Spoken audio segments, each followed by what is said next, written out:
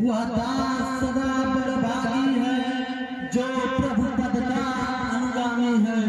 वह चंचल निष्कल तट निर्भय है जिसका भरोसा स्वामी है।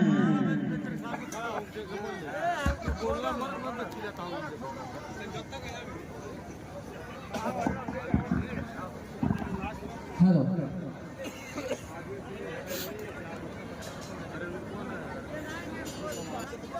राम की शरण में आकर बेहद प्रसन्न हैं।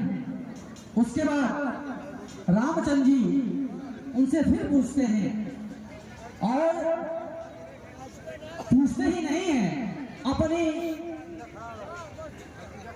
अपने उद्बोधन में विभीषण को इसी समय लंकापति बना देते हैं। मर्यादा पुरुषोत्तम संत रामचंद्र महाराज।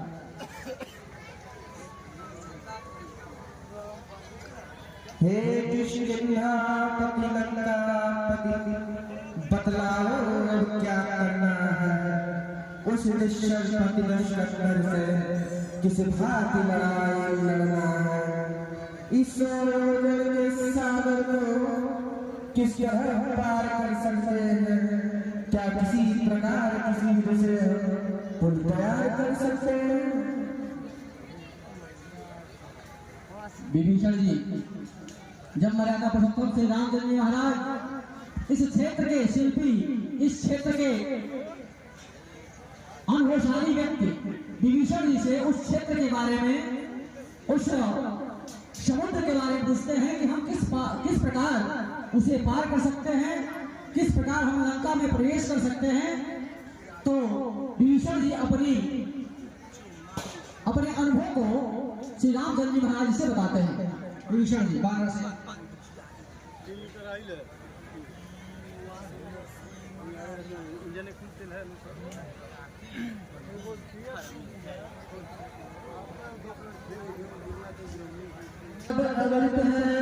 तो चिंता ही क्या चुकी है। दरवाजे बंद देख कर ही या समझ न ले कि डरता होगा। अपने सचिवों के साथ वहाँ वो भी विचार करता होगा। कुछ दिनों और देखिएगा या वीर नीति बतलाती है। रिप को भी युद्ध प्रबंध है, थोड़ी मोहलत दी जाती है। विभीषण जी मर्यादा पुरुषोत्तम श्री रामचंद्र जी के प्रश्न पर नहीं करना है, होगा न विनय की बातों से। घी नहीं निकलता भाई जी सीधी या खड़ी ओ से। चढ़ जाओ तो उसका फिर सागर या कि महासागर और चरण डरना होगा। अपने सचिवों के साथ वो भी विचार करता होगा। कुछ दिनों और देखिएगा नीति बदलाती है। युद्ध प्रबंध है, थोड़ी दी जाती है। जो ही विभीषण जी मोहल्लत की बात करते हैं, जब हम दिन डालने की बात करते हैं, दूसरे तरफ महावीर पुरुष हनुमान जी उनको भी ये समय डालने की स्थिति अच्छी नहीं आती और कहते हैं कि हमारा ठीक नहीं और उनका मतलब जय श्री राम। 2-4 दिनों की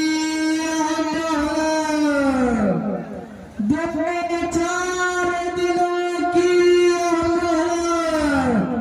मुझको बहुत खटकती है।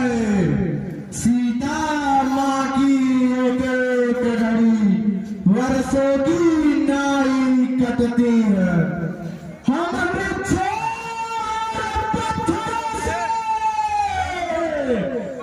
हमारे पत्थरों से रावण का पुनः ढा देंगे।